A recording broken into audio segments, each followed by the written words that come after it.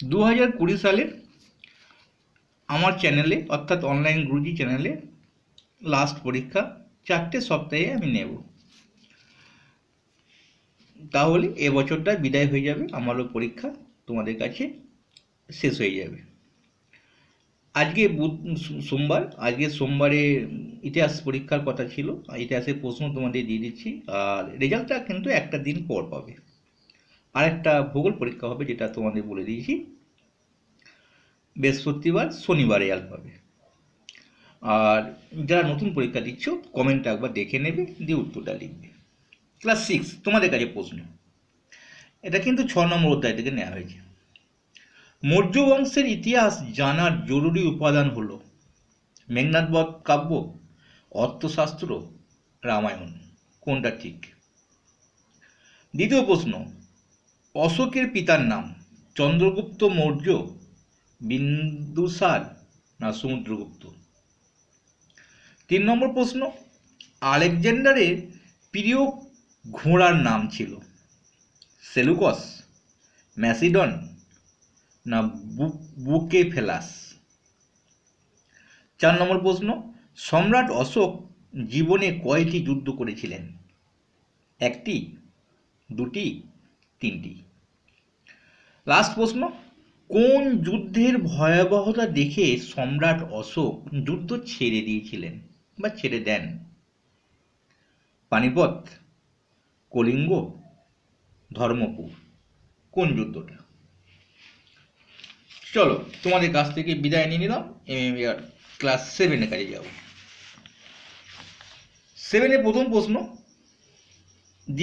তোমাদের ইতিহাস, দীপঙ্কর শ্রীজ্ঞান কোন অঞ্চলে জন্মগ্রহণ করেন?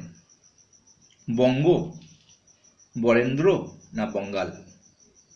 2 নম্বর প্রশ্ন, তিব্বতের কোন রাজার অনুরোধে দীপঙ্কর তিব্বত যান? মানে তিব্বত যান দীপঙ্কর শ্রীজ্ঞান কোন রাজার অনুরোধে? জ্ঞানপ্রভ, জ্ঞানপ্রভা না অতীশ? 3 নম্বর প্রশ্ন, দীপঙ্কর শ্রীজ্ঞান তিব্বতে কোন বৌদ্ধ ধর্ম প্রচার করেন? হিনজান, মহাযান না কোনোটি নয়? তারপরে 4 নম্বর প্রশ্ন, তিব্বতের রাজধানীর নাম গ্যাংটক, থিম্পু না লাসা? লাস্ট প্রশ্ন, দীপঙ্কর শ্রীজ্ঞানের কোথায় সমাধি স্থান আছে? গয়া, লাসা না সিকিম? তোমাদের কাছে বিদায় নিলাম ক্লাস 7। ক্লাস 8 কাছে যাচ্ছি।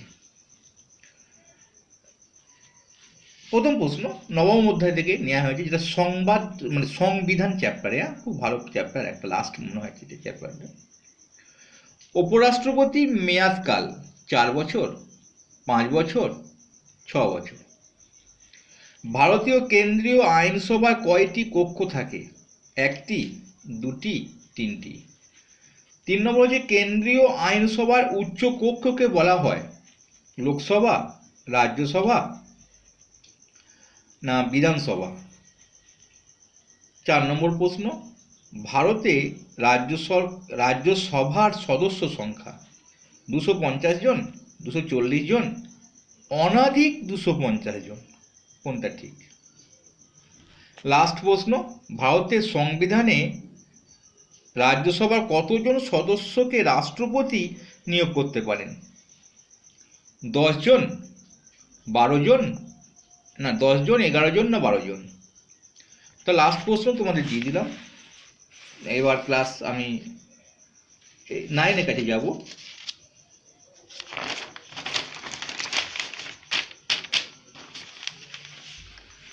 9 প্রথম প্রশ্ন, পঞ্চম অধ্যায়ে বিংশ শতকে ইউরোপ থেকে নেওয়া হয়েছে।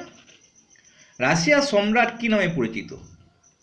হেনরি, জার না লুই? 2 নম্বর প্রশ্ন, রাশিয়া কত সালে জারতন্ত্রের অবসান ঘটেছিল, প্রথম ঘটেছিল? 1917 সাল, 1914 সাল না 1920 সাল? 3 নম্বর প্রশ্ন, নারদানিক আন্দোলন দেখা গিয়েছিল ফ্রান্সে, রাশিয়া না জাপান? 4 নম্বর প্রশ্ন, রাশিয়ার টাকাকে বলা হয় পেনি, রুবল না ডলার? লাস্ট প্রশ্ন, কার সময়ে স্টোপিলিন মন্ত্রী ছিলেন? প্রথম আলেকজান্ডার, দ্বিতীয় আলেকজান্ডার, না দ্বিতীয় নিকোলাস? বিদায় নিলাম 9, তোমাদের কাছে ক্লাস 10-এর কাছে আসে। তোমাদের মানে সঙ্গবদ্ধতা গোড়ার কথা, অর্থাৎ 4 অধ্যায় থেকে আমি প্রশ্নগুলো তুলেছি। মানে টোটাল 4 অধ্যায়ের প্রশ্নগুলো হবে। যে অধ্যায়ে আমি যে ক্লাস বললাম সেই ক্লাসে অধ্যায়ের প্রশ্নগুলি নেওয়া হবে এই 4টে পরীক্ষাতেই। প্রথম প্রশ্ন হচ্ছে, সিপাহী বিদ্রোহ ঘটেছিল 1557 সালে, 1757 সালে, না 1857 সালে? দ্বিতীয় প্রশ্ন, ব্যারাকপুরে কার নেতৃত্বে সিপাহী বিদ্রোহের সূচনা হয়? তাতিয়া টপি, নানা সাহেব, না মঙ্গল পাণ্ডে?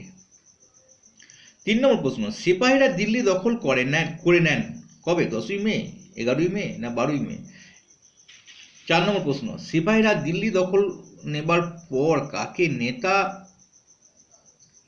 নেতা ঘোষণা করেন?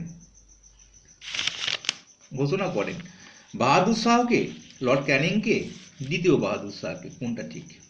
লাস্ট প্রশ্ন, বেঙ্গল আর্মির বেশিরভাগ কোথাকার লোক বাসিন্দা ছিল? বেঙ্গল আর্মির যে লোকগুলো কোথাকার বাসিন্দা ছিল? বিহার, অযোধ্যা, না বাংলা?